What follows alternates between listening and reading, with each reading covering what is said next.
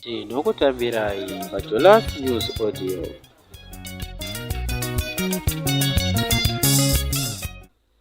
Manheru akanaka mhuri yeZimbabwe, tinokutambirai pano paJolas News Online YouTube channel uri musi wechipiri 21 Chikunguru 2022, apo patinenge tichikuverengerai zviri mumapepanhau nepamatandemutande akasiyana siyana mururimi rwechishona. Pari zvino totanga nekukupai misoro yenhau dzedu dzanhasi. Bato reMDCA rinodoma nhengo dzichatsiva muzvare Thokozani Kupe naMnguni. Mutungamiriri weNMWUZ anoda kuti mutungamiriri weARTUZ vaObert Masaraure vabudiswe muusungwa nekukurumidza. Vaimbova vashandi vekambani yeGetsmine kumashava vave kugara panze. Vamunangagwa vanoti hapana kwavanoenda uye vacharamba vari pachigaro. Regai tipinde munhau dzedu zvizere. Bato reMDCA rinodoma nhengo dzichatsiva muzvare Thokozani Kupe naMnguni. Bato rinopikisa reMovement for Democratic Change Alliance inotungamirirwa naSenator Douglas Munzora radoma nhengo mbiri dzichatsiva muzvare Thokozani Kupe naAmai Nomvula Nguni, avo vakadzingwa nebato vakasarudzwa neDebele Visitor naNyika Florence. Muchiziviso chakaonekwa nePindula News sachigaro weZimbabwe Electoral Commission ZEC Justice Priscilla Chigumba vati kugadzwa kwavo kwakatanga musi wa19 Chikunguru apo pakatsikiswa chiziviso ichi. Pari zvino regai timbokupai update pakutongwa kwaJobskala. Chikumbiro chavaJobskala chekupikisa kumiswa pamberi pedare penyaya yavari kupomerwa yekukanganisa kutongwa kwenyaya yavo charaswa nemutongi wadare reHarare. Naizvozvo vadzorerwa muusungwa. Vaimbova vashandi vekambani yeGetsmine kumashava vava kugara panze.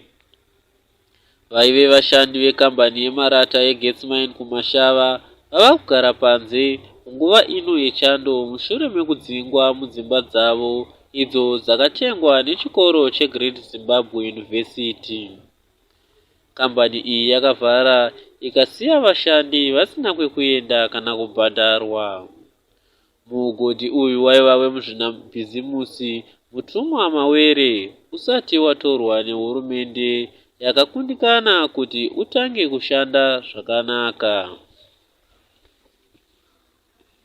Muzvare Thokozani Kupe vokurudzira vazhinji kuti vanoongorora gwaro ravavhoti. Vachinyora padandemutande reTwitter nhasi vati, nhasi ndanoongorora gwaro ravavhoti ndikaona kuti vanhu vakangosvika 5 vanogona kuuya kuzoongorora gwaro ravavhoti pazuva. Ichi chiitiko chinosiririsa. Ndiri kukumbira kune vese vagari kuti vaende kunoongorora gwaro ravavhoti. Unokwanisawo zvakare kuongorora zita rako uchishandisa nharambozha yako. Unongodzvanya *265# wofona.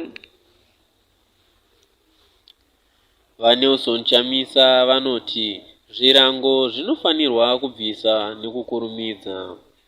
Mutungamiriri webato rinopikisa reCitizens Coalition for Change kana kuti CCC vaNelson-Chamisa vanoti zvirango zvakatemerwa Zimbabwe zvinofanira kubviswa nekukurumidza. VaChamisa vanyora padandemutande ravo reTwitter nechirungu vachiti Zimbabwe shall be the land of entrepreneurs and enterprise. Zimbabwe shall be the land of opportunities and possibilities, dreams and hopes. Where one can find dreams, anything and the dream will come true. Let's make it happen. Zimbabwe has just been a dream killer for many. No, not this time. Topinda mune imwe nhau. Mutungamiriri we-NMWUZ anoda kuti mutungamiriri we-ARTUZ vaObert Masaraure vabudiswe muusungwa nekukasika.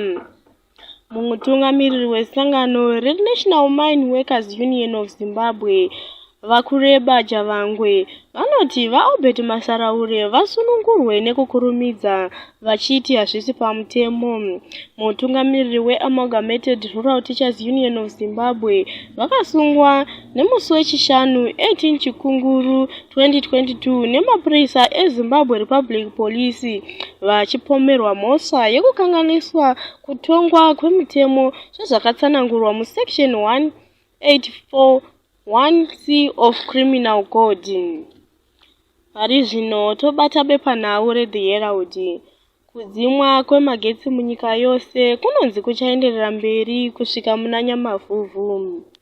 Kudzimwa kwemagetsi kuri kuramba kuchienderera mberi kusvika pakati pamanyamavhuvhu nekuda kwekunetsa kuri kuita gwenya remagetsi reKariba Power Station.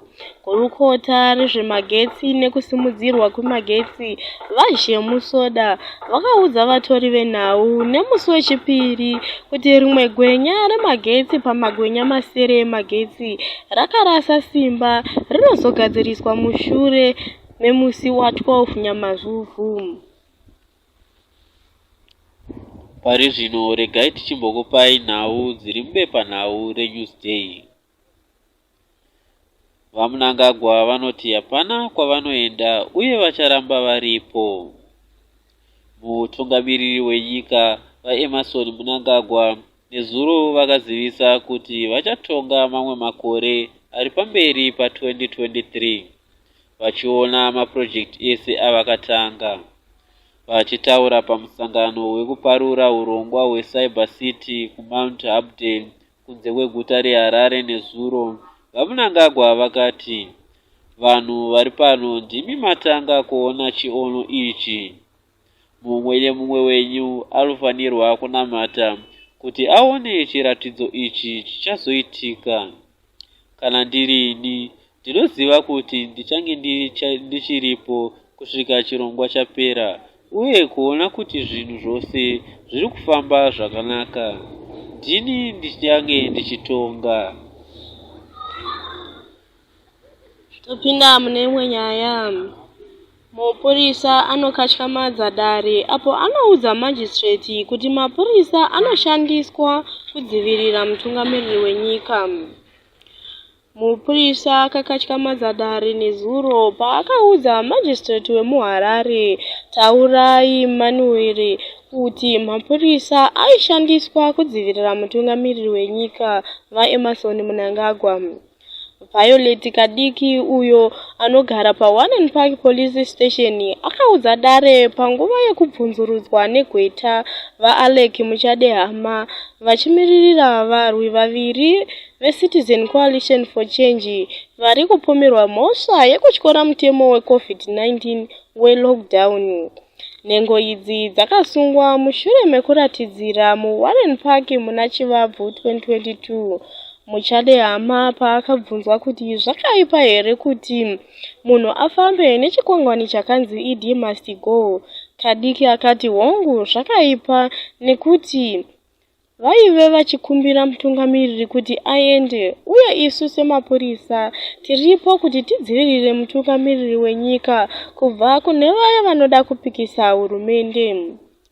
Mune imwe nhau, mushakabvu vaOliver Chidau vaitwa gamba renyika.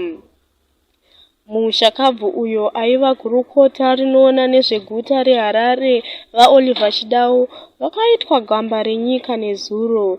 VaChidau avo vanonzi vane zvivakwa zvakakura muguta guru vakadonha ndokufira muguta guru musi wechipiri. Vaiva nemakore 68 wokuberekwa. Mumwe mufundisi weApostles Christ anosungwa achipomerwa mhosva yekuba midziyo yepachechi.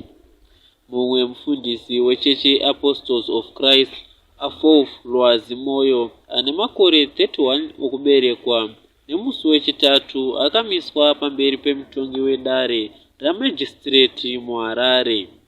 notishiya chishenje akatarisana nemhosva mbiri dzekuba midziyo yechechi inokosha $13,000. Vamwewo vakabvuma mhosva yavari kupomerwa nokuzoendeswa kujeri kusvika chishanu vachizopiwa mutongo wavo. Vanhu vatatu vanobatwa nemhosva yekutengesa zvinodhaka zvisiri pamutemo. Mukuru wedare redzimhosva wemuHarare akatongera Caroline Silva Mafra ane makore 23 okuberekwa wekuBrazil makore 8 ari muusungwa mushure mekubatwa nemhosva yekutengesa zvinodhaka zvisiri pamutemo.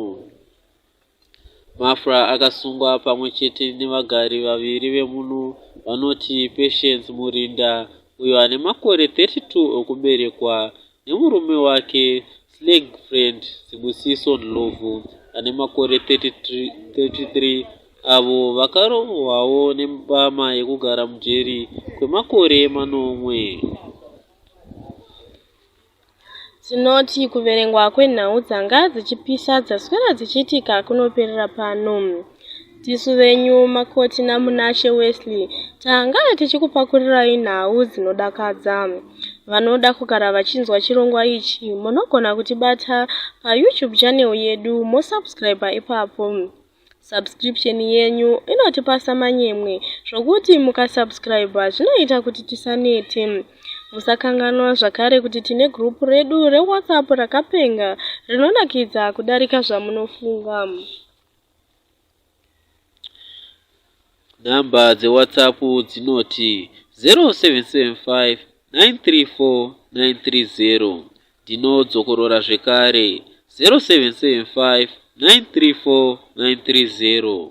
Tinoti chisarai nomufaro, tobatana mangwana zvekare.